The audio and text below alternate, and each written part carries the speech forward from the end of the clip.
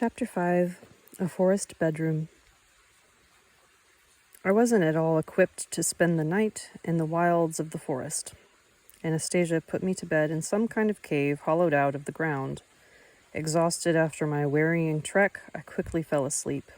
When I woke up, I felt a sense of bliss and comfort, as though I were lying in a magnificently comfortable bed. The cave, or dugout, was spacious, appointed with small, feathery cedar twigs and dried grass, which filled the surrounding space with a fragrant aroma. As I stretched and spread my limbs, one hand touched a furry pelt, and I determined at once that Anastasia must be something of a hunter. I moved closer to the pelt, pressing my back to its warmth, and decided to have another little snooze. Anastasia was standing at the entrance to my forest bedroom. Noticing I was awake, she said at once, "May this day come to you with blessings, Vladimir, and you should, in turn, greet it with your blessing. Only please do not be frightened."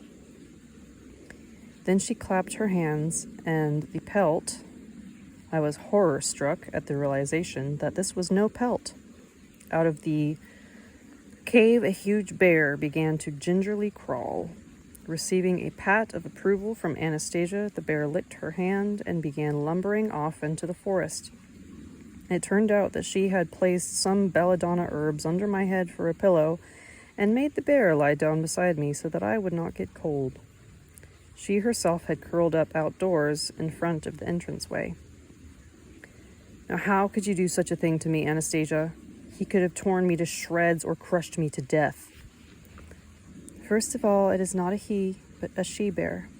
She could not possibly have done anything to harm you," Anastasia responded. "She is very obedient. She really enjoys it when I give her tasks to carry out.